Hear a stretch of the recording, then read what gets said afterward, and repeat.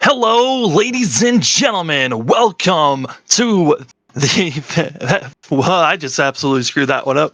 Well, ladies and gentlemen, welcome to the Fuel R/RaceTrackDesigns IndyCar series here at Watkins, Glen. It's the second to last race of the season, and points are very important now. We've got ourselves 5 racers that are still in mathematical possibilities of winning this championship here, and it is close and coming down to the end. My name is Sam Dyer. With me is Anthony McCurry. And Anthony, it's getting wild, it's getting crazy, but really it looks like it might be just 2 horses battling right now for this championship between Riley Thompson and Jason Brophy, but there's still other drivers that have chances for this championship.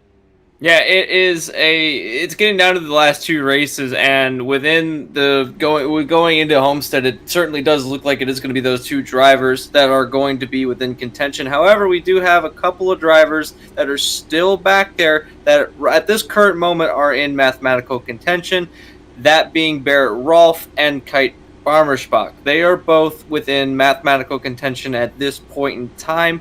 Barrett Rolfe has to, in this race, to continue to have mathematical eligibility going into Homestead. He's got to get in front of Riley Thompson. A win would be nice for Barrett Rolfe right now and have Riley Thompson fall backwards outside the top 10, maybe even the top 15, to get himself, not only that, to draw even, but perhaps even take the lead in the points going into Homestead or be within a shot to take the championship away. Riley Thompson, all he has to do is finish the race, and he is still within contention for the championship. Jason Brophy is 10 points back. He's just got to run around this track, go into Homestead. He'd like to not have the lead be taken away, or not have the lead be extended, I should say. So a win for him would be ideal. And for Barmerschbach, he's 34 points back. It's all or nothing. He has to have a miracle going into Homestead in order to have a shot at the championship. Yeah, right now, Barmerschbach, he's needing a win and then also asking for the 3 drivers in front of him, like you said, Thompson, Brophy, and Rolfe, to finish basically the last 3 cars in this field. It's not looking... I mean, it's very slim if he's going to be still mathematically involved next week as well for Rolfe. But, I mean, it's still going to be a hard-fought battle between these drivers. But, like I said, it's really looking like it's between Riley Thompson and Jason Brophy. Riley Thompson, who has been very good at road courses and notoriously one of the fastest drivers at road courses. He's won 2 out of the 6 road courses this season. And also he's won the last couple of ones, with winning last week at the Daytona road course. He's looking very good and poised to win another one here with the pole position. As we do a quick rundown of our grid, we're also running on the boot version of Watkins, Glen, Anthony, and things are going to be a little bit different for these drivers here with the boot. Not only that, but we're completely bypassing the bus stop on I call it the back straight. It's not really the back straight on this configuration, but the second straight outside the S's. Now, that's important for a couple of reasons, and usually you see the bus stop included with this layout on this circuit. However, with that being gone, we're going to reach some extremely fast speeds going down into the carousel. And as you know, with these cars, with how grippy and how much downforce they have, you can really sail it in to the carousel. And there's not much of a tight window outside the carousel as you're going off into the boot section of the racetrack, which, as we've seen before, you can get a lot of speed going down into the boot, and it's downhill. A lot of elevation changes. These drivers are going to be fighting their cars all race long throughout practice. Looked like a few drivers were pretty uncomfortable with how their cars were feeling. This is a fast track, so I would expect to see some pretty intense first lap shenanigans go on. But, you know, Thompson's got himself on the pole, speaking of points. And, you know, he, like you said, he's been winning these road courses pretty frequently this season. He's an easy favorite going into this race. Yeah, he's really one of the favorites to win this thing. Also, you got to keep your eyes out on Byron Daly and also Kite Barmerschbach, who's going to be second on the top of the board. So interesting to see how these drivers are going to run through this racetrack. It's 37 laps. It's looking like it's going to be a one-stop pit stop for these drivers, and road courses have been known. I mean, Riley Thompson, he's been known to sometimes be inconsistent at times, having the pace, but some luck not being there for him. But He's asking for a good race here. He just needs to stay up front, build that lead more and more as the pace car pulls off. And green flag up in the air, getting ready to go green here at Watkins Glen. The green flag is waving. Riley Thompson taking us to the point. Thompson got a really good jump. He's actually going to be clear of Bomber Spot going out in turn 1. He's actually going to try to fend off Danny Roberts going in turn 1, who's got a back end full of Byron Daly. Daly's put together quite a good run at the end of the season, as he's only been in the season for a short amount of time, but he's put together some good, consistent finishes. He's fighting for the third position at the moment. Then you have back here battling side by side, Rolfe and Brophy. A couple of drivers we've been talking about a lot this race, and they're going to be right side by side going into the carousel. What are these drivers going to do? Look at them sail into the carousel. Still side by side. It's going to be Brophy and Rolfe still battling side by side. This is second and third in points. They need to be having some clean runs. Cohen Evans now poking his nose and trying to make some moves here on Rolfe there, and also Brophy. But up front, I mean, it's still looking close up there, as well as Danny Roberts and Daly. They're swapping back and forth. Yeah, Daly is not going away from Roberts at the moment. Right on the back end. He's actually going to try and move going down to the stern. Oh, he almost had a run. He had to back out of it. It's a little bit of a weird turn. You think you can carry some speed in there, but it tightens up, and it goes from going uphill to downhill very abruptly. So a little bit of struggle to get through there, make any passes done, but through the final two turns we come, and it looks like that he's going to be a little bit content to run behind Roberts at the moment. Everyone kind of finding their own groove, spreading out, trying to see what their car feels like, and no one really escaping anybody, not even the leader, because Bomber Spock hasn't left Thompson's sight, still running right with him. As these drivers continue to be racing all around, it's going to be continuing to be hard racing from the battle for third, also other battles in the middle of the field. There's also a car that just went into the pits. That is going to be the 43. That is Dakota DiCienzo. Not really sure why DiCienzo is on pit road, but something obviously a miss on the 43. Also, Alacio looks slow. Gonzalez and Mike Hurley also look off the pace. Not really sure what's going on there, but looks like DiCienzo is going to be an extended stay on pit road. Not sure what is going on with the 43 at the moment. As it looks like there could have been some issues there, but DiCienzo going to be staying in and continuing to watch these battles. As you're starting to see our front four, they are already gapping themselves with a 1.4 seconds over fifth place of Barrett Rolfe. And this is not what Rolfe or Brophy want to see, is them losing Riley Thompson, who's still up front running strong. Not only that, but losing Riley Thompson with other drivers in between him that are running similar pace. I'm very impressed with how close the top four is. Barrett Rolfe is kind of catching up to the back end of Daly.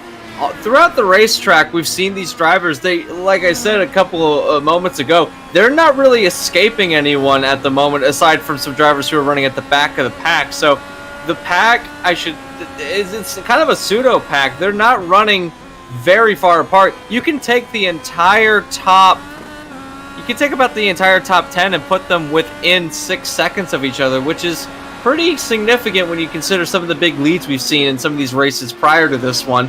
Also to note, it's not a very long race either. It's a 37 lap race, and we're already on lap 3, so much like Daytona was, it's going to go by pretty quick. So if you're going to make a move done, you got to get going and get it done, because you're not going to have a lot of time to do so.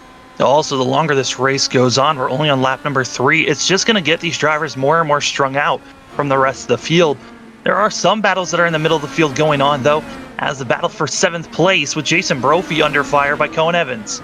Cohen Evans with a fast car, has had a fast car pretty much all season, just not running into some very good luck as they're trying to put together something. He's got a couple of podium finishes I'm aware of. I think I believe 2 weeks ago, or even last week rather, there was a podium finish, but under fire, trying to go on Jason Brophy at the moment. Brophy's not really got a fast car tonight. We didn't expect him to, all fairness, going into this race. He's more of the oval champion of this series. That's where he's gotten the majority of his good finishes at. Although, if he can get something... Oh, we got a spinner in the back. That was a green car. Will Roberts. Oh, Eric Gonzalez is also off track at the exit of the boot. Eric Gonzalez going off course as we take a quick replay to see exactly what happened with these drivers. Well, I think, as far as Gonzalez is concerned, I think he just overdrove it off the track. Not really sure what happened to Will Roberts. I think it might have gotten a tap from behind, or if he self-spun it. That's exactly what happened to Eric Gonzalez. Then he got straightened out. And then for Will Roberts, He just came in with a head of steam and was around Chad Simpson and these drivers running hard and just coming off the corner. Just got on the gas a little bit too hard there, and it looks like that was the main issue for that driver. I have done that before at this racetrack as a driver racing around here. It's weird in that turn on the transition from the boot to the NASCAR section of the racetrack.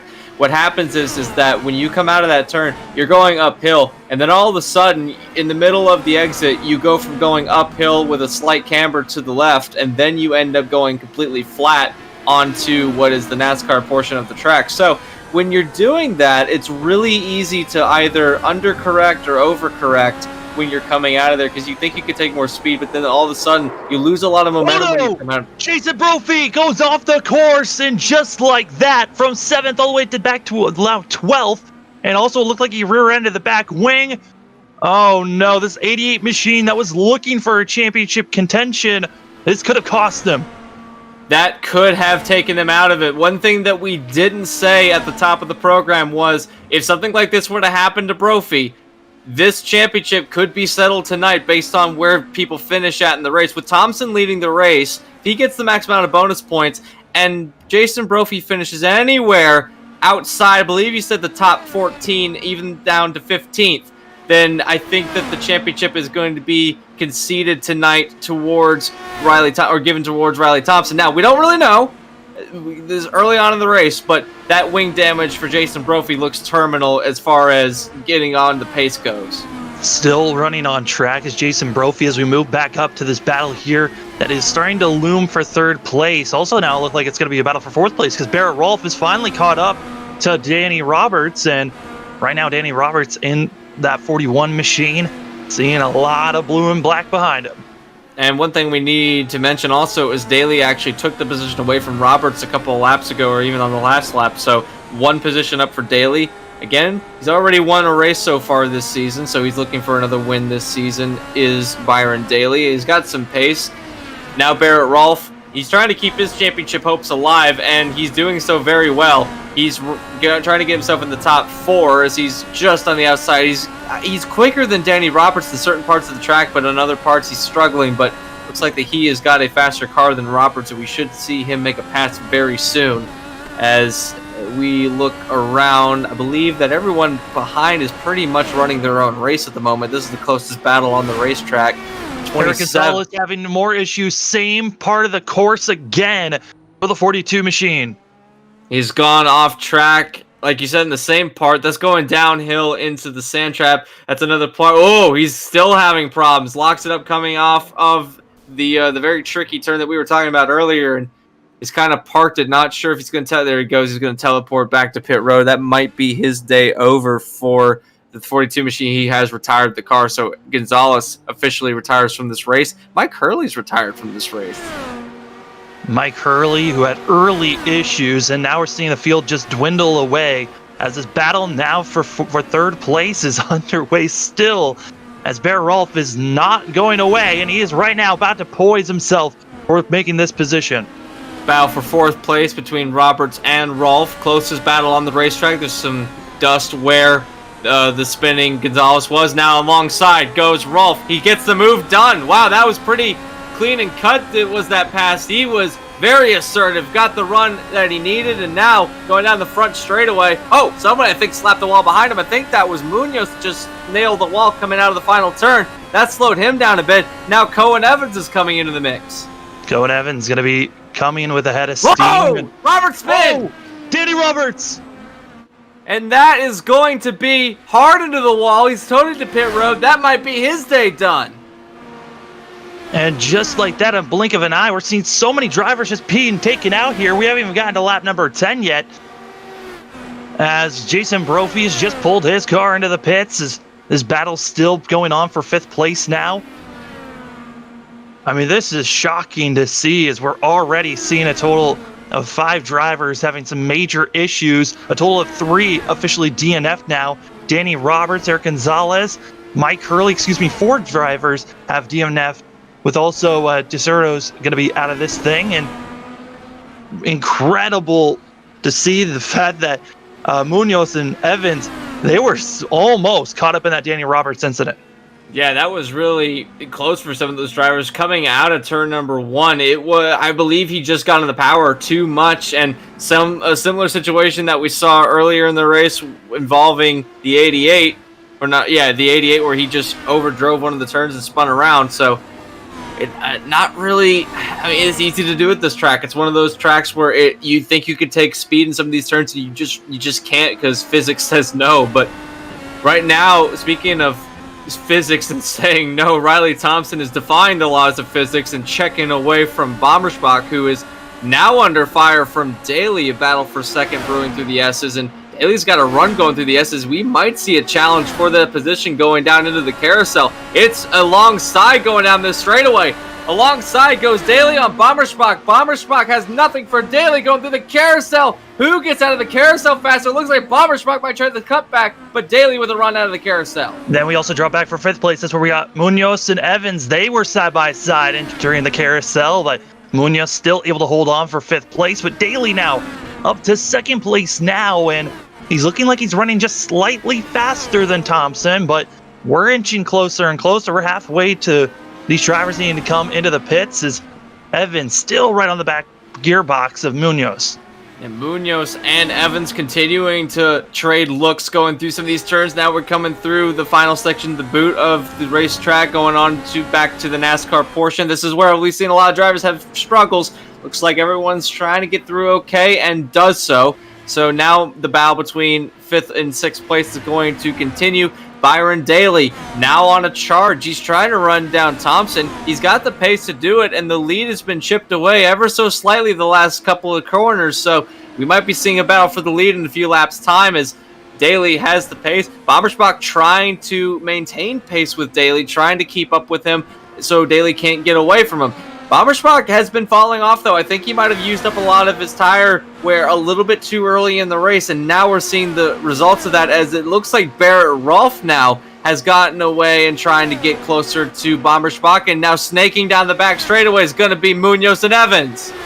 Munoz and Evans still trying to figure out how they're going to make this pass. Made is for Evans, as he's not been able to get by this 09 in front of him, as they've been really neck and neck here for the past 3 to 4 laps now. And a brief thing on Daly, that last lap that he ran was his fastest lap of the day, fastest lap out of any of the cars so far this race. That 60 machine is coming with a head of steam. He's chipped down that lead down to 2.5 seconds. I believe, wasn't he the one who won at Silverstone? No, Road Americas. Yeah, it was Road America. All right, so Road America is where he got his win. This track is very similar to Road America in length and just an overall size of the racing surfaces. Road America's got a pretty wide racing surface to go on. This track, very similar to that, so it would make sense that Daly's probably brought a very similar car that he had at Road America to race here.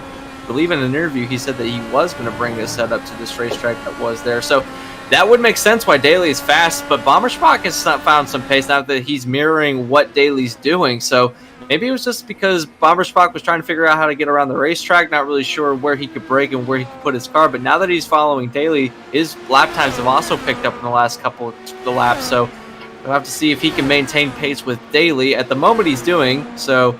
Top 3 might be on the board. If we look back to Barrett Rolfe, he's one of the longer shots going into this championship fight. It's behind them. Munoz and Evans continue to battle. Yeah, they're once again side by side entering the carousel, but really Evans has not been close enough. He needs to really get a good run through the S's, but here's his chance. Almost able to get under 09. He's great on entry of getting close side by side is Evans, but once they get to the center and out, that's when Munoz really starts to pull away from the 17 machine.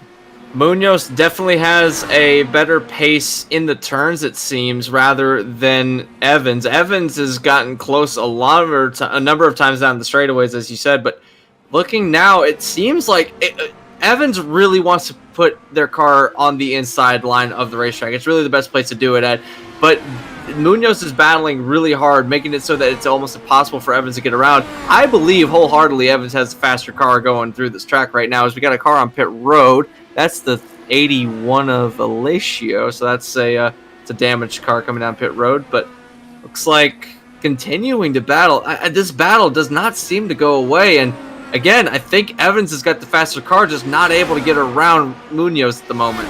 Sarah Tessum also coming into the pits, but we are going to keep our eyes on this battle. It's side by side here for 5th place. Side by side.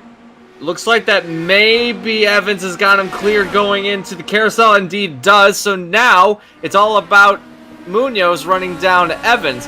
As we said, I think that Evans has got the faster car, so we might see them pull away from Munoz. That being said, Evans might potentially run down Barrett Rolfe, so Rolfe is going to be kind of on pins and needles because he's fighting for a championship at the moment. He's a long shot. Not as bit of a long shot as Bommersbach is, but still a long shot. And with Riley Thompson leading the way right now, it's looking a lot more unlikely that Rolfe is going to be battling anything close for the championship going into Homestead if this is the way they finish.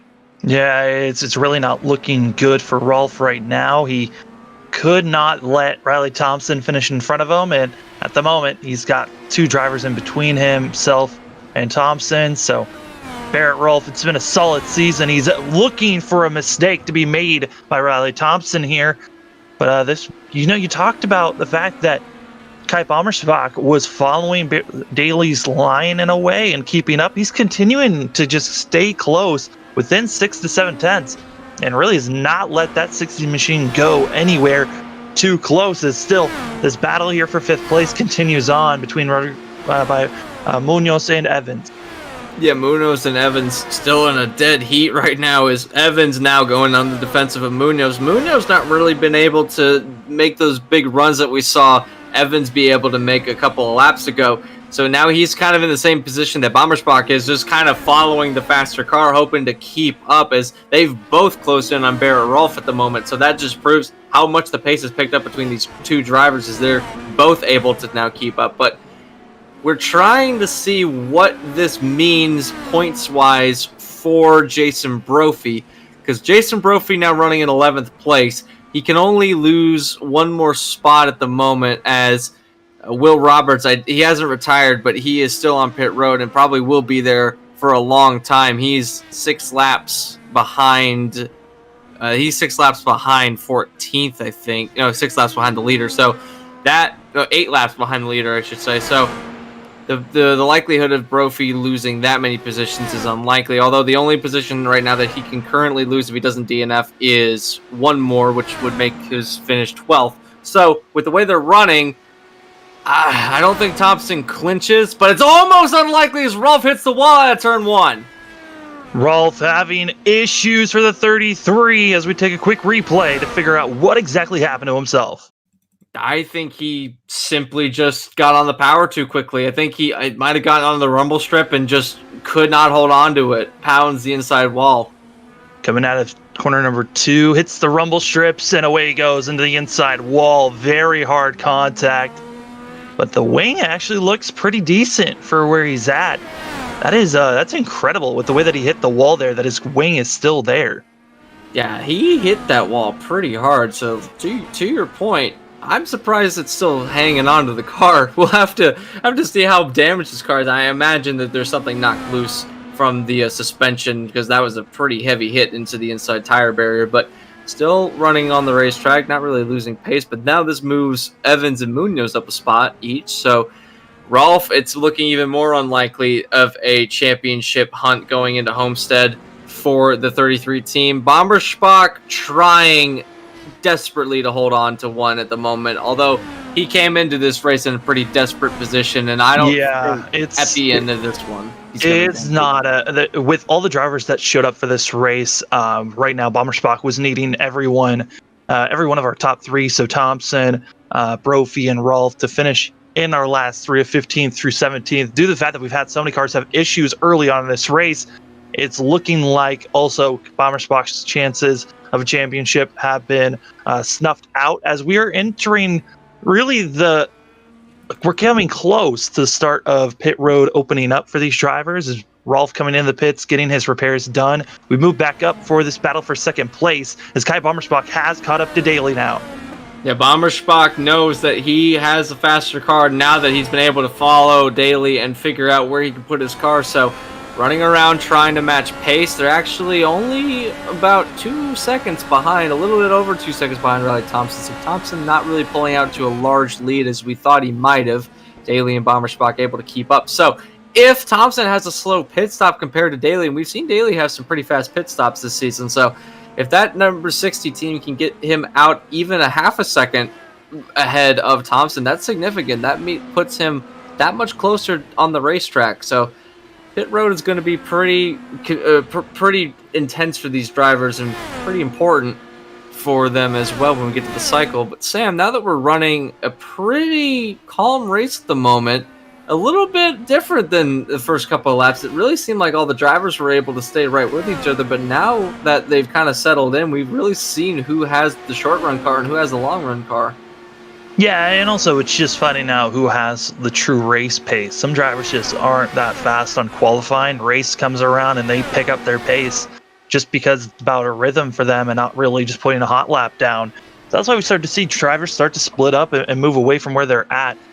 As looks like drivers that are getting out onto the pits, Barrett Rolfe was able to get by the 77 there for 7th place, and we're coming closer and closer to when pit road and the window for these drivers to pit.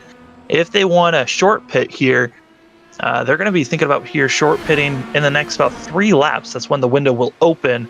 But the furthest these drivers can go is about 21 laps if they push their car to their max.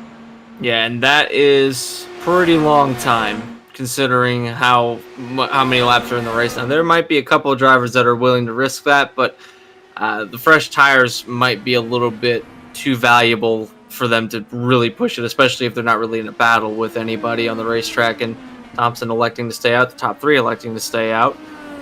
3 drivers that I've noticed that we haven't talked about at all tonight at any point. We haven't mentioned their names once. The driver running in 8th place, Kyle Pokrewski, is running a very calm 8th place, actually catching up to Barrett Rolfe, so that might be a battle for 7th in a few laps. Well, it's not really catching. It's the fact that Barrett Rolfe came into the pits, Pokrewski made the pass, and Rolfe ran him down, and now is starting to pull away.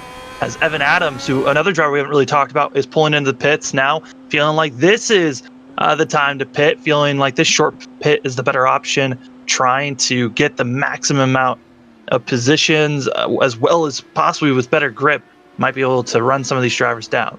Yeah, Evan Adams, it's not a bad strategy. He's pretty much split the race in half by pitting now. He's got about 7, or make that about 6 extra laps that he'll have to do.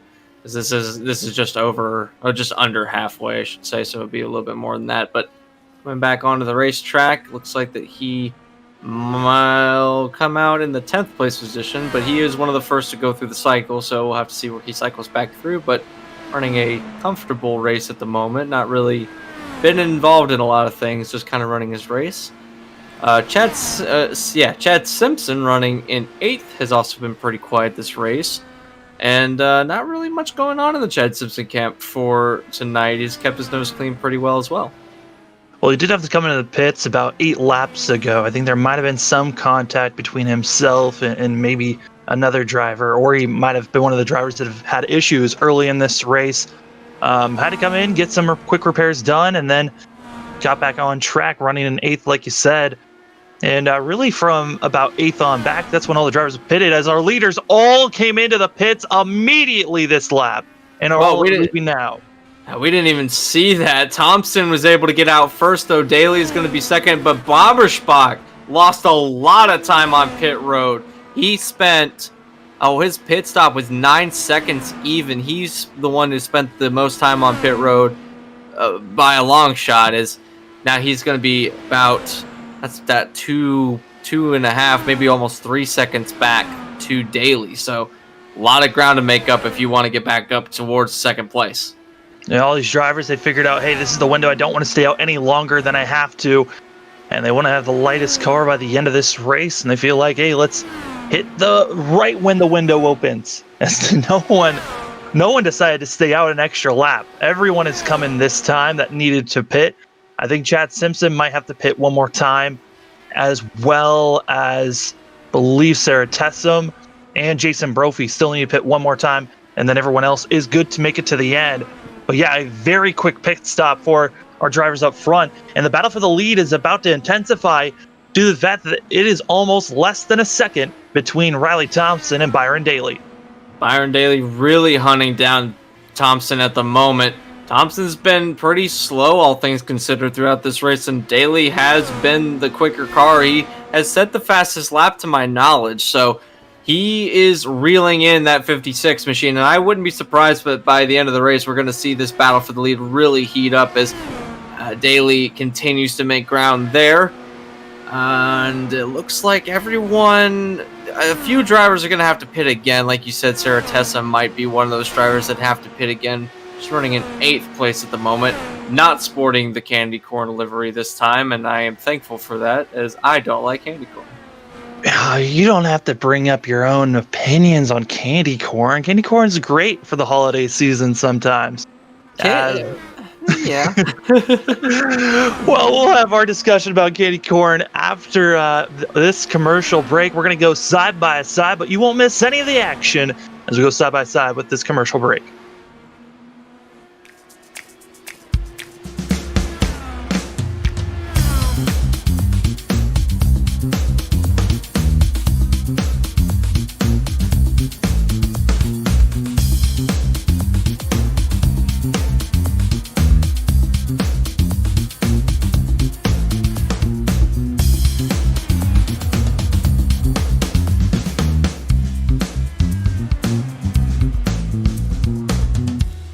Since the VFW was founded, their mission was really to look out for the veterans community, to make sure that our nation upholds its promise to really care for the service member, the veteran, and his or her family. There are several ways that the VFW fights for veterans today. The top services include disability claims assistance, advocacy on Capitol Hill and with the Department of Veterans Affairs. We also offer scholarship opportunities, and then also volunteerism.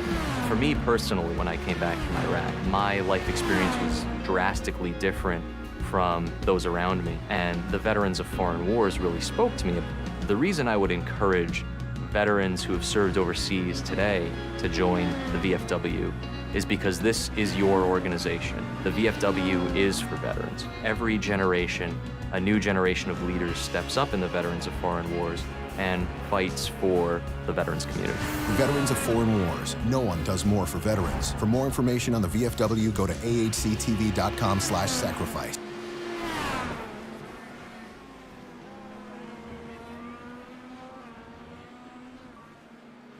Most everyone involved in sim racing always wants that edge or even make the experience a little bit better, or in this case, a little bit more in-depth. Enter Iracing Iflag. Iflag is a simulation signal box with software designed by Peter Vostro. When you are behind the wheel in iRacing, your eyes are looking down the track or maybe even in the rear or side view mirrors. You may not notice or even hear when the caution comes out, when your car is damaged, or if you get black flag, or even notice the car beside you. Yes, Iflag will point out the signs and tell you where that car is. It just makes iRacing more real and can help you become a better driver. We also offer iRacing Iflag Digital Pit Box. This small box is a great addition to any sim rig. With only 3.5 inches wide, it gives you all the information you need, including how many laps completed, how much fuel you will need to finish, what lap you need to pit on, laps so your fuel is empty, as well as weather and track conditions. It also switches when you come down pit road for more information, including what lap you're pitting under, tire wear, laps on tires, fuel average, and much, much more. To see more info, check us out today at iracingiflag.com.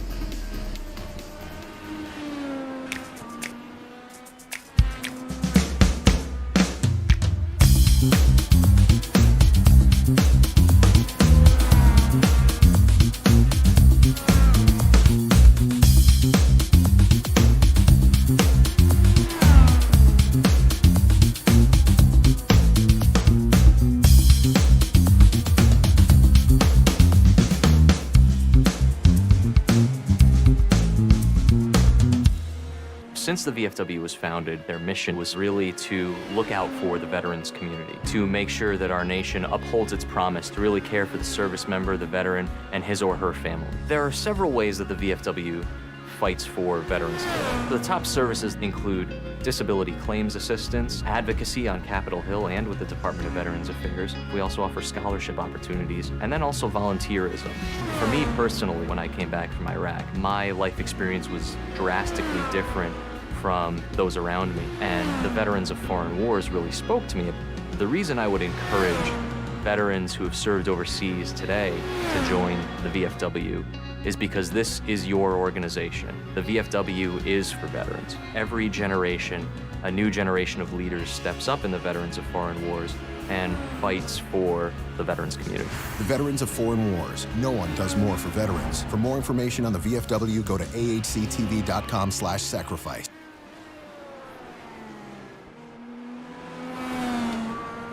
And welcome back to the Fuel R/RaceTrackDesigns IndyCar series here at Watkins Glen. This is the second to last race, and we're trying to see who is going to have a mathematical chance here for the championship next week at Homestead. Riley Thompson right now is your leader in that 56 machine, also your points leader going into this race, with getting the pole, leading a lap, and right now clinching, leading the most laps. This 56 machine has fully pointed out, Anthony, and this is not looking good for the rest of the field that was looking for a decent day if they were going to be battling for this championship.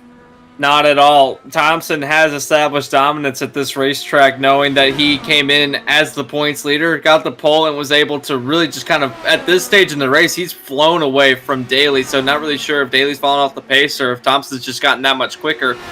Drivers that are running that came in with a mathematical contention for this championship were as follows: Thompson, Brophy, Rolfe, and Bommersbach. Of those four drivers, the only one right now going into Homestead with any shot other than Riley Thompson would possibly be Jason Brophy. But we saw that Jason Brophy had issues earlier in the race, now back in the 10th place position. Now, according to all of our calculations, he could have a mathematical chance going into Homestead. However, he'll be in a position quite similar to where Bommersbach finds himself in this race, being that Bommersbach going into this race was, as I'm looking about, a 34 point deficit back to Thompson. So if that carries over to Brophy going into next week, I think we can all but put to bed this championship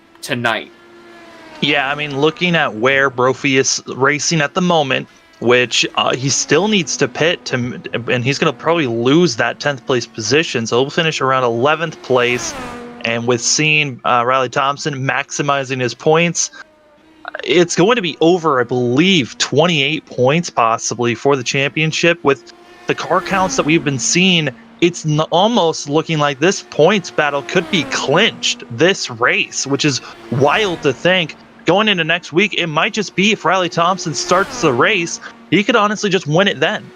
Yeah, if he takes the start of the race, if we are in a position like that, then that will be, I believe, the first time in Fuel IndyCar Series that's happened, if I'm not mistaken. I don't know. You might have to I believe last season it was clinched beforehand, as that was Nicholas Johnson that just had a dominating run last season, and the man that was trying to push him to the max, that was Jason Brophy that was trying to run him down, as well as Riley Thompson, and they just came up a little bit short. This is kind of a redemption season here for Riley Thompson, who struggled to get road course wins. He's won 2 out of the 6 road courses this season, trying to make it 3 out of 7, as though he's trying to be the first car this season to have more than 3 wins. As right now he's tied with Brophy with 3 wins this season, and it's been a wild race for sure, as Alacio is going to be pulling that machine into the pits. Brophy also made his pit stop, as Jason Brophy now drops back to 11th place, but Christian Alacio in pit road. Yeah, Alacio has been one of those drivers that have been off the pace, so has been on and off pit road quite a bit this race, and this is the latest time on pit road. Oh, Evan Adams having issues getting passed by Sarah Tessum, and that is issues for the 59 machine. We'll take a quick replay to figure out what exactly happened to this machine. I believe, that's a new place someone spun. You're going to be a little bit... I mean, this is an odd one for sure. It's coming uphill, and it's it's kind of at the same spot of getting on the gas a little bit too soon. But, man, that was an odd spot for sure coming up the hill. Yeah, we don't normally see drivers losing and going up the hill. That's a turn that's kind of you get a little bit of an advantage going up there because the way that it goes uphill, the weight's kind of shifted towards the back when you're going up. So, I don't know. Another driver into the pits. That's going to be Chad Simpson, as well as Evan Adams now into the pits. So this is kind of giving life to some drivers that are in the back trying to run these drivers down. But everyone has been so spread out here in the last 20 laps. There really hasn't been any passes, unless now where the 77 has now moved up to 8th place. 77 is going to move up to 8th place, and Jason Brophy, I believe, is going to take a position away from Evan Adams with his hardship. So that's good news for Brophy. It's one more spot that he gains in his fight to stay within contention, although it's got to be a little bit disheartening if you're Jason Brophy and your spotter says the next car back from you is the leader, which happens to also be the points leader. So at this stage of the race, he's very much in danger of losing a lap to the points leader, which it's not going to affect him points wise, but that's going to be very disheartening for the 88 team. So been looking back at some of the other races that we've seen throughout the season, and here for the road courses, it's been about 17 drivers, exactly the same that we had here today. For the ovals, it's been around 20 drivers that show up, but that is still not enough drivers points wise from where Jason Brophy is running now to all the points that what the points battle is going to look like going into next week. It's not looking good. Brophy needs to be up in the top 5, and it was a try to salvage as much as you can and try to stop the gap from getting too big. And this is not the run that Brophy needed here at Watkins Glen. No, not at all. It was, a little unfortunate what happened to him, but we've seen a number of drivers have that happen to them throughout this race. We got to give credit to these drivers. The only real incidents we've seen have not been multi-car. They've been solo spins, and it's one of those tracks, like I said earlier, you think you can carry speed through some of these turns, and you just can't with the way that the turns kind of go up and down through the hills and the elevation changes, and the fact that these cars do not have any form of TC on them, so you really do have to work the throttle in order to get the power down in these cars, very much like Formula 1 is. So, coupled with the fact that these cars also don't have power steering, this track is a bit brutal on these drivers, given how fast it is and how wide it is. And this is, I believe, the version before the repave, so it's even more of a interesting racing surface that these drivers have to race on than the current version of the Speedway. But right now, looking on our map, it's kind of, I don't know, it just seems like these drivers are just content to run around the way they are. And that's Barrett Rolfe into the pits. That is something that is happening that I didn't see, so good call on that one. As Barrett Rolfe now going to be getting out, as Sarah Tessum just getting into her pit box, and it's not really going to be shaking up too much of these positions at the moment. Sarah Tessum, though, she's been in there for a bit now, as getting back on track, and Prokefki once again moving up after seeing some other drivers having issues. So I want to ask the question, because it seems like that maybe the window isn't as big as we thought it might have been. Do you think that these leaders are going to have to pit again, or do you think that they're good to go to the end? It's looking like it. It's looking like they maybe figured that they were going to be good when they came into the pits. They were not. This has turned into a 2-pit stop series. Yeah, Riley Thompson into the pits, and everyone else came around that same time into the pits. So expecting to see the rest of the field pulling it in this lap. So with Thompson on pit road, he's going to be losing the lead, but not for long, as he's down and away coming back onto the racetrack. A really fast stop, a 7.7 second stop for the leader. So Daly's going to have something magical here if he's going to take the lead. Daly and Bommersbach are pretty spread apart, but Daly's trying to keep the lap machine. That would be the 59 of Adams behind him. That's what fresh tires will do for a driver. Is Adams is on fresher tires as compared to Daly. He's actually keeping up with Byron Daly, as we saw earlier in the race. He wasn't able to do so. As soon as I say that, he runs wide, but no harm, no foul. Kept it on the racing surface. So Daly should be coming in this lap. We'll have to make sure, but it's looking right now that this is going to come down to this final pit stop. And I don't know if Daly can take the lead on pit road, but he might be able to close the gap slightly.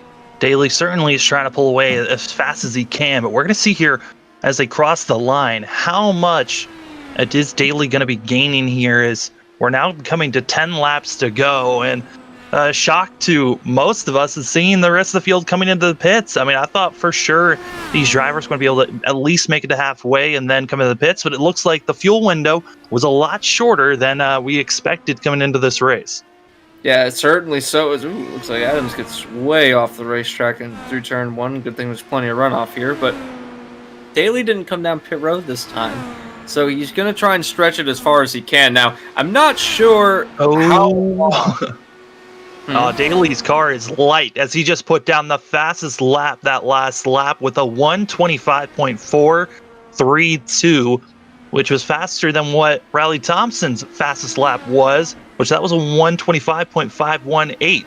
So both these drivers have been swapping back and forth fastest lap here, but with Byron Daly putting that fastest lap, I would imagine this car is at the lightest it's been all race, and now it's go time to gain as much time as possible on the driver that just pitted, which was Riley Thompson. Now, do you think that with him staying out these extra few laps, he's going to take tires for sure, but do you think he takes less fuel to keep his car light so that he has the advantage over Thompson? Because Thompson's he's going to have a heavier car just by default because he's going to have that much extra fuel. So that might be what Daly's planning here. What do you think? Because that makes sense to me if I was the crew chief and I was having to plan for this. Yeah, I'm expecting a lot of these drivers that are still out and have not pitted yet, which is a total of 5 drivers. That's going to be Byron Daly, Kai Bommersbach, Cohen Evans, Rodrigo Munoz, as well as Prokrevsky in the 77 machine. All these drivers still need to pit one more time just based off the rest of the field and the way that they had to come in. But maybe they were saving enough to push their car all the way to the end. Thompson pitted way earlier than the guys behind him did because Munoz, Evans, Bommersbach, Daly hasn't come down. Rolfe is on a different strategy, so Rolfe wasn't expected to come down. But battle for 7th place. Yeah, like you said, it's going to be Prokrevsky and Rolfe, I believe. No, it's going to be Chad Simpson. Chad Simpson in that 46 machine trying to run down Prokrevsky, and Prokrevsky's been the driver that's just been, he would pit, let everyone else pit in front of him, and then tried to gain those positions. But the 77 machine, one of the 5 drivers that's looking like they'll have to pit at least one more time unless they've been saving enough fuel to make it to the end. Now, if you save enough fuel to get to the end, though, you're going to have to back off quite a bit. Is it almost...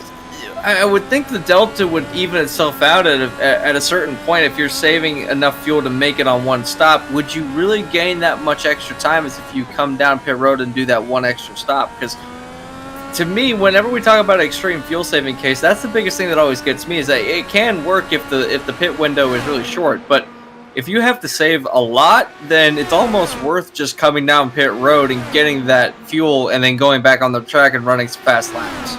Oh, I would totally be one of the drivers that wanted to pit early and make sure that you're good on fuel. At side-by-side action, Chad Simpson still able to make the pass there into the carousel past Prokrevsky, and a very solid pass on the backstretch for that 46 machine, and moved himself up to 7th place. Prokrevsky back to 8th.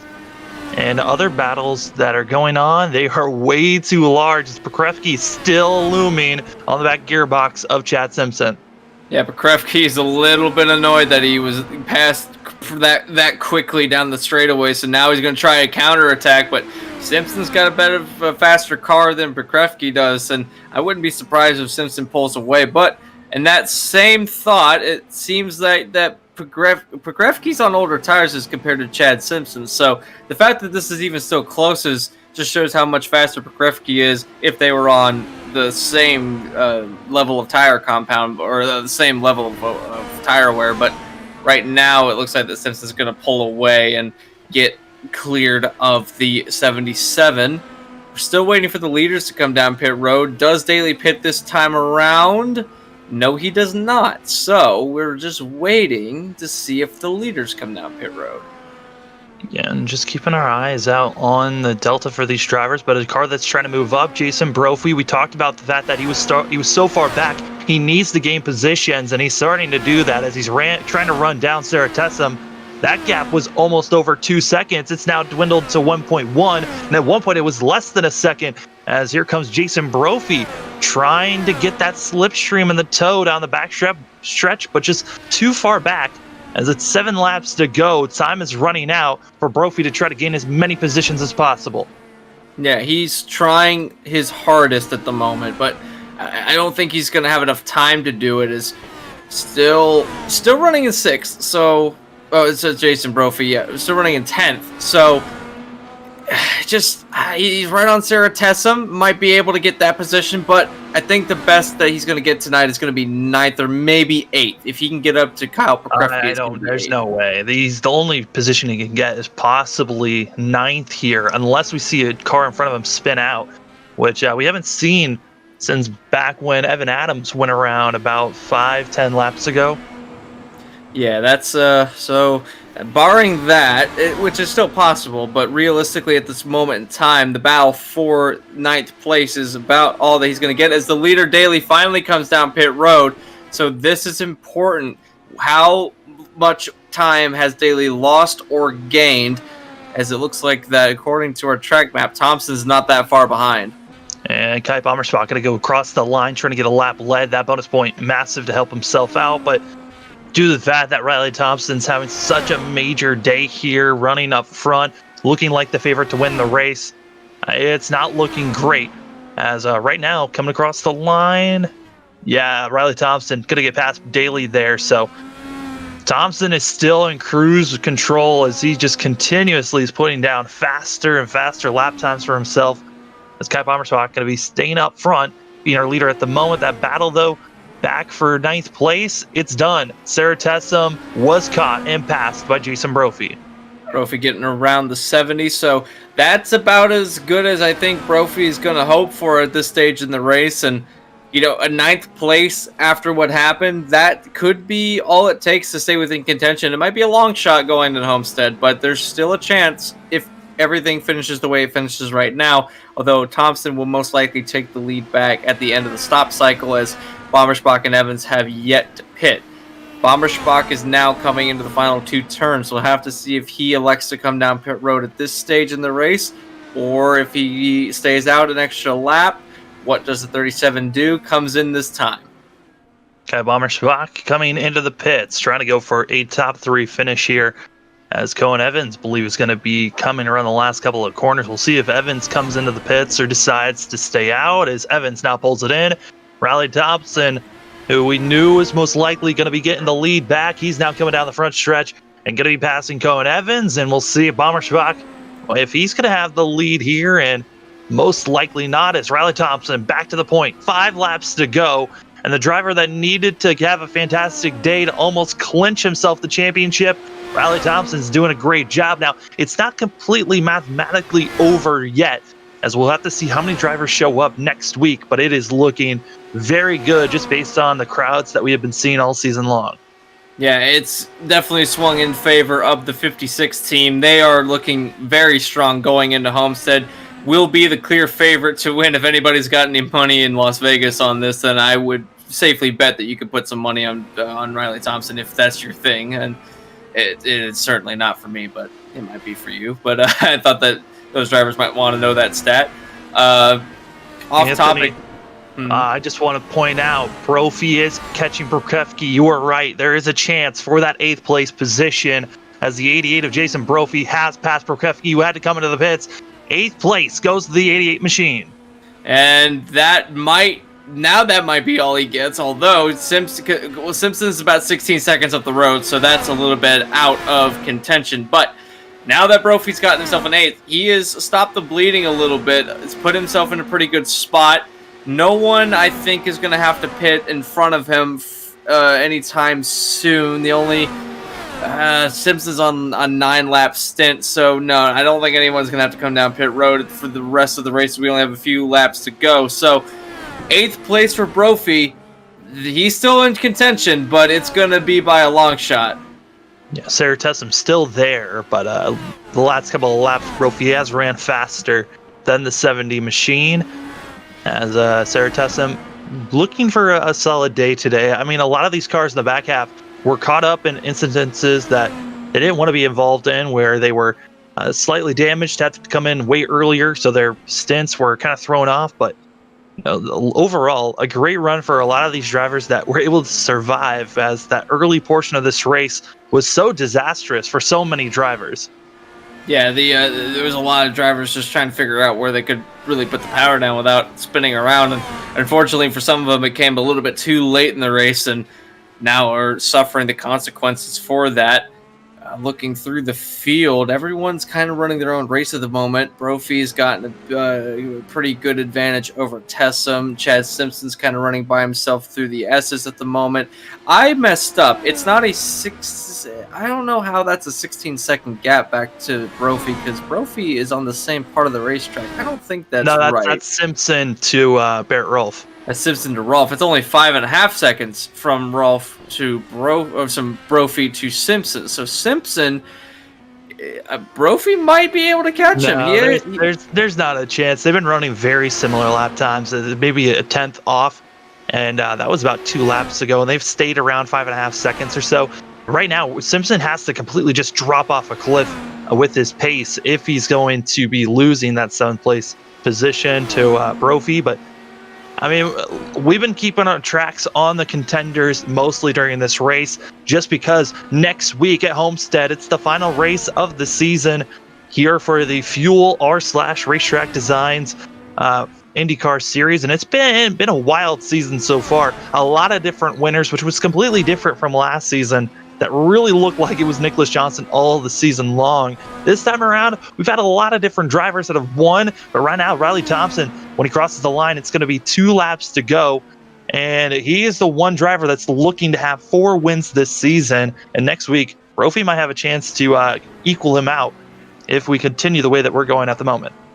Yeah, it's definitely looking like that way at the moment in time, and, you know, you've touched on the season. I came into the commentating booth about halfway through the season, so have been with this since the halfway point. And I gotta say, out of all these drivers, the one that I've been the most impressed with out of all these drivers, aside from Riley Thompson, because he has been very impressive, but gotta give credit to Bomberspach. He has been kind of up at the front of the field, not necessarily putting together the run he needed to take the championship, but he has been consistently running north of midway through the field. So at the end of the season, I think that Kai Bomberspach can be a little bit happy with his performance. He's put together a pretty nice season thus far, and I think that, you know, he might have a shot next season if he comes back and races in this season to take the championship outright.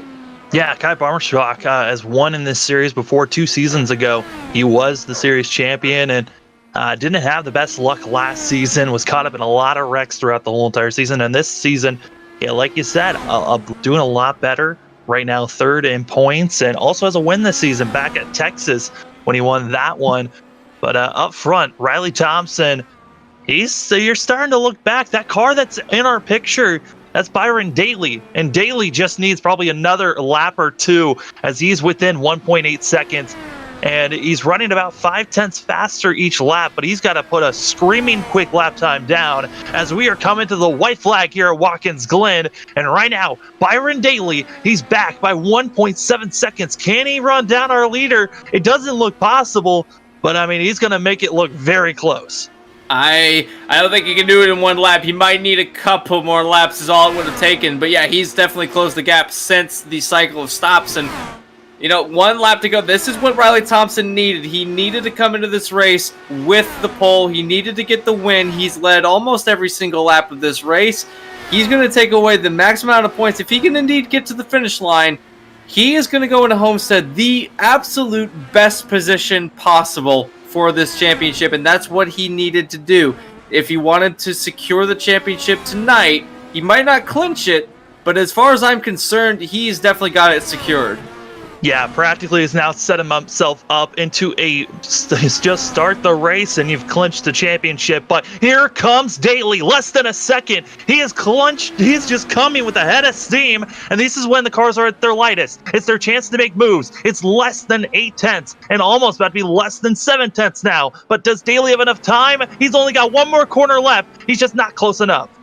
He's got 2 turns left. If he had 1 more lap, he might have been able to do it, but I don't think he's going to make it through this last 2 turns. Out of the final turn, here at Watkins, Thompson started on pole, going to win the race coast to coast. Riley Thompson winning tonight at Watkins Glen Byron Daly made it very competitive at the end of the race. Daly at the end made it 4/10. When he started that lap, it was 1.7 seconds, and he crushed that time by putting the fastest lap of the day with a 1:25.4, 2:41.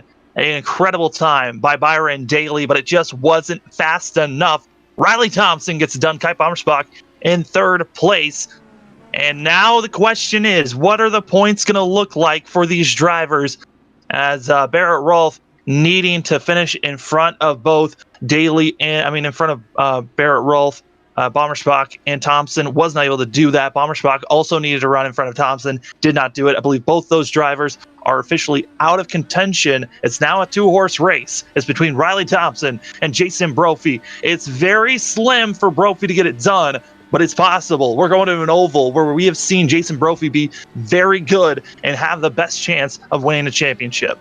Not only that, but we have seen this season where some oval races have taken a lot of heavy hitters out of the race.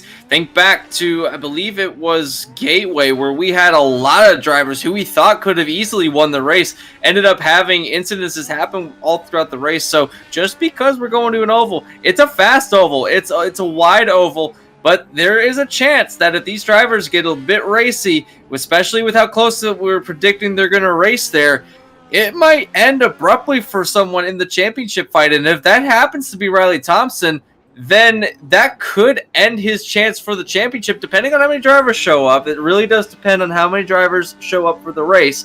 But if enough drivers show up where he could lose the championship, we might have a battle on our hands. But again, Thompson with such a big lead, if he starts, runs at the back, he doesn't need to win the race. He just needs to survive, and he's clinched the championship. Riley Thompson, your winner here today, as we're taking a look here at the results. Byron Daly, Kite Bommersbach, Cohen Evans, Rodrigo Munoz, Barrett Rolfe, Chad Simpson, Jason Brophy, Sarah Tessum, and Evan Adams. For a lot of these drivers, the front five really were drivers that were up front, having solid days, consistent days. And then you go back from sixth on back, and I think every single one of those drivers had one type of issue that happened to them at some point during this race. Yeah, it was a lot of self-spins. No one really got taken out by another driver this race, so give props to all these drivers for keeping it clean. But yeah, a lot of drivers back there were taken, or not taken out, but spun around. A few drivers retired from the race. Will Roberts never officially retired, but net really kind of did retire. He was on the pit road for the duration of the race. But Danny Roberts on through, Dakota DeCienzo, I'll get it out eventually, all those drivers did retire from the race, including Eric Gonzalez, Mike Hurley, and Will Roberts effectively. So both of the Roberts out of the race. But if you look through here, those drivers that needed a good run that didn't get a good run, aside from Bommersbach, which was a long shot to begin with, Barrett Rolfe did not get what he needed to get done. So I think he, like you said, is out of contention. Give credit to Cohen Evans, a cool fourth place at the end of this race. So pretty good couple of runs the last 2 weeks. It really was. Now we're going to be doing interviews here today. We're going to be interviewing our top three, as well as with Jason Brophy to get his thoughts going into next week. But to start off, let's talk to Kite Bommersbach. Kite, Sam and Anthony, you got us? Yeah, I got a copy. This race was a long one. We saw a lot of drivers self-spinning. It was a struggle, but it seemed like you had a pretty solid day. Just the pace wasn't there to be sticking up with front two. Yeah, those two are world beaters. So to be on the podium with them, I'm happy with that. I think it's been over a year since I've been on the podium on a road course. So I'm happy to come away with third. Byron and Riley are, I would contend, two of the three best drivers to race on the road courses in the Fuel IndyCar series, as we have, completed our final road course race. So I think it's only fitting that those two, are atop the podium, and I'm glad that I get to share it with them. Yeah, this racetrack, though, it looked so dangerous for some in the early parts of this race. Was there something odd at the first part of this race? Because we just saw so many drivers wrecking out so early. The way this setup was, it was making a lot of downforce with the front end of the car. That left the rear really, really light. in a few places, and I'm just talking to Barrett there before you guys dragged me up. That's what seemed to catch these guys out today. I had done a lot of work and practice with the tools, getting the back end of the car stable, and then I went from there, just with pushing, and that's really what set me up for a good race today. Yeah, you just had to keep it on the straight and narrow, and unfortunately I lost the slipstream in that first pit stop, and I never really got it back, but I'm still really pleased to come out of here with a podium. Yeah, a really good run here tonight for the 37 team, and unfortunately, with the way that the finishing results happened, it did not officially knock you out of contention for the championship this season. However, you had a lot of pace this season, and you are a past champion. So I want to ask this question as we're coming to the end of the season, going into next week's race, not having the weight of having to particularly get a good finish.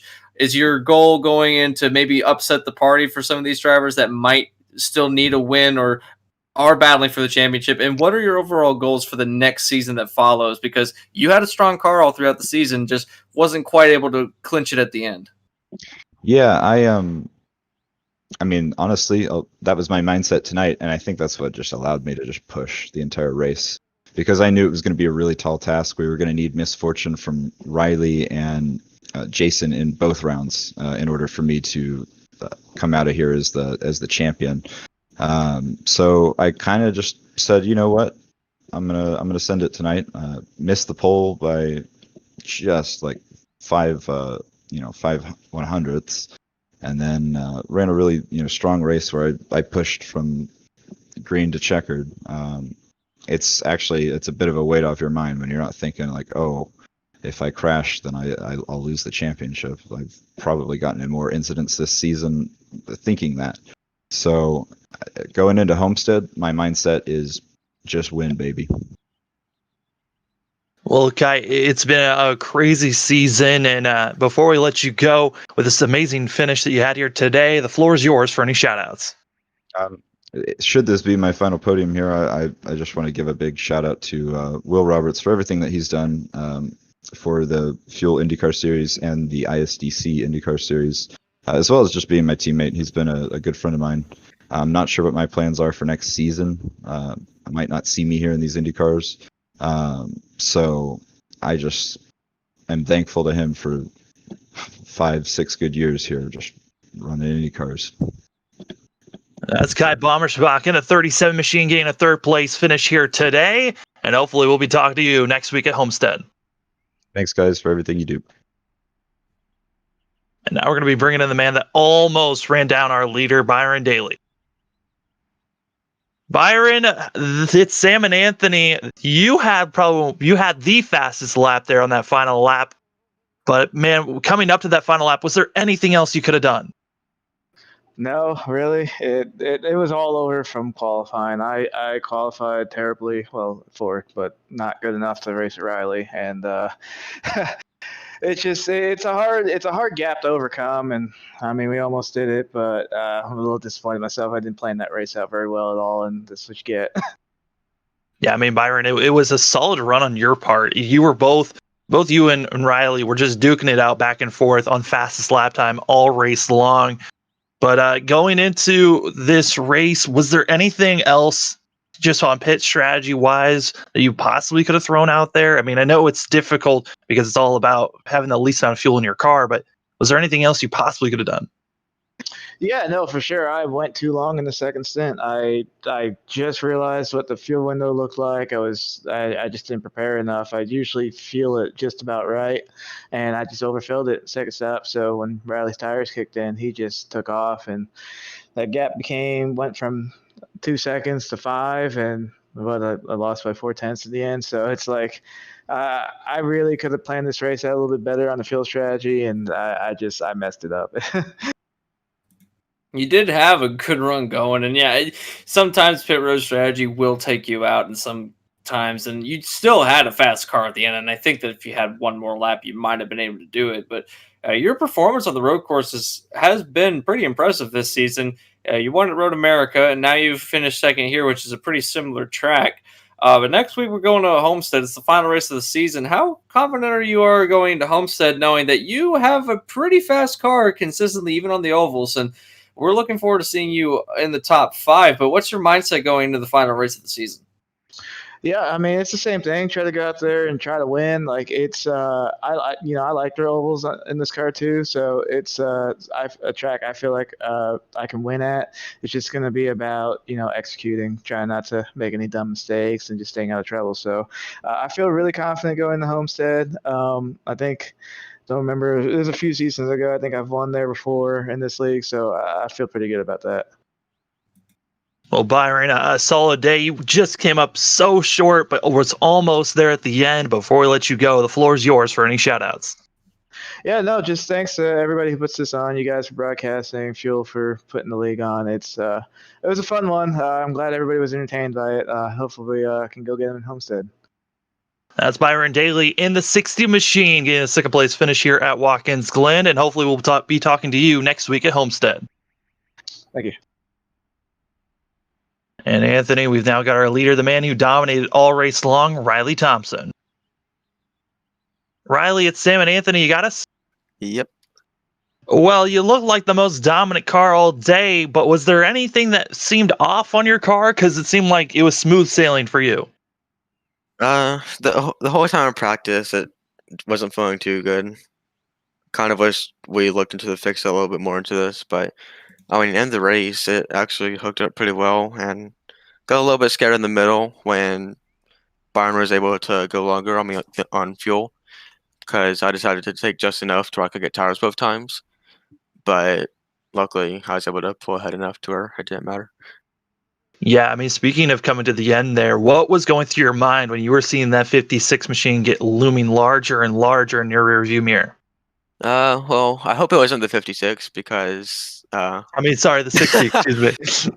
I wasn't too concerned because I knew I'd at best been even with him, but as soon as I saw Kite get fastest lap, I decided to push a little bit too hard last lap, and I was just making sure I didn't bend it coming out of the boot right there, but it was definitely nerve-wracking the whole time.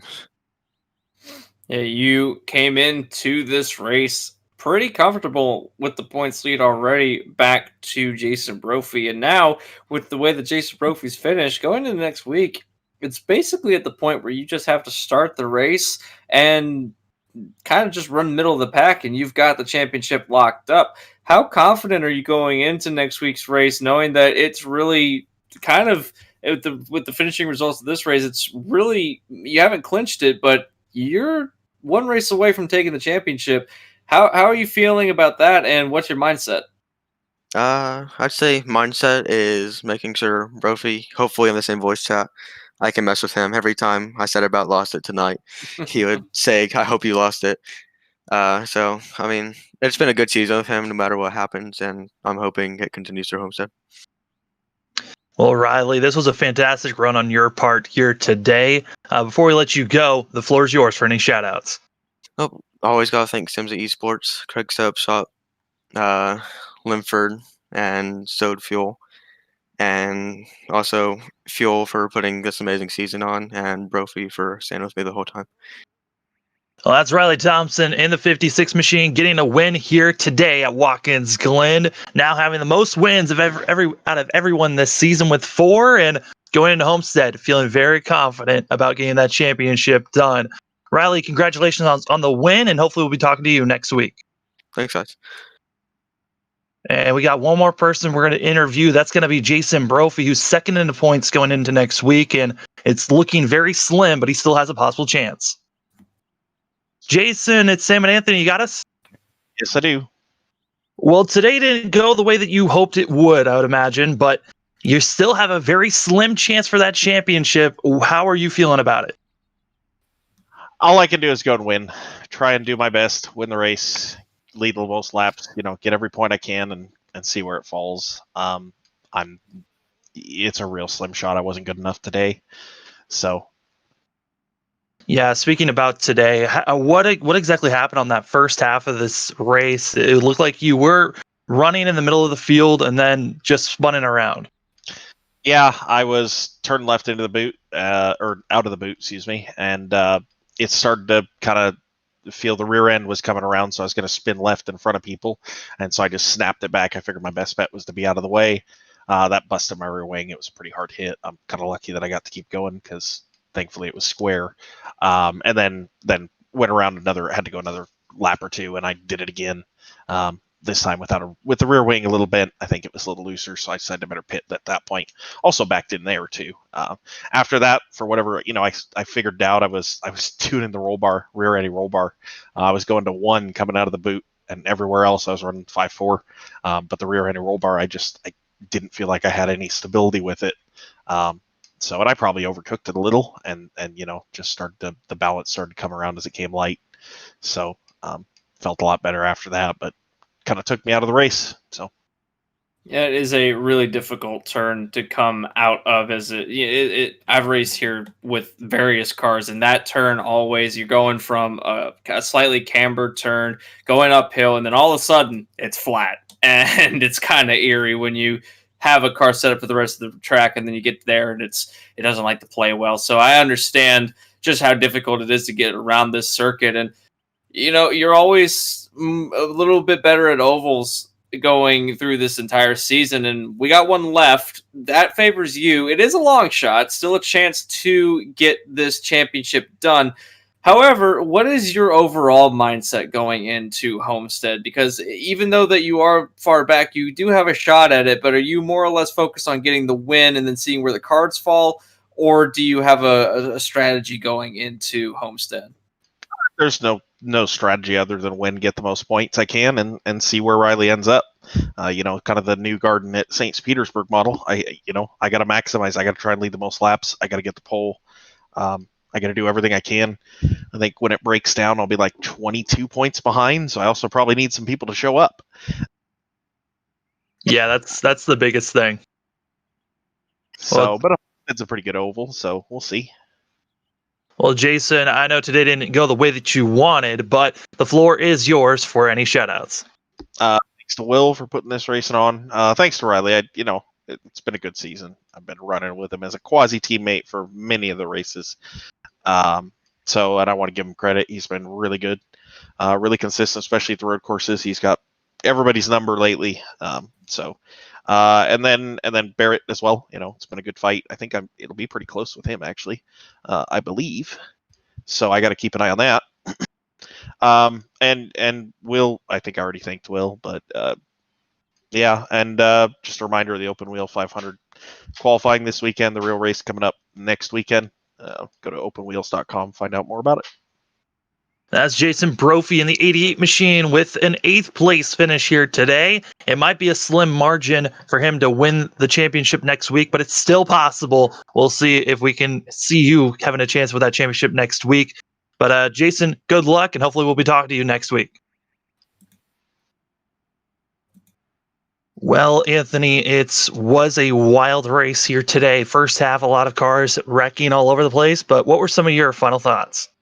It was a tough time for a lot of these drivers.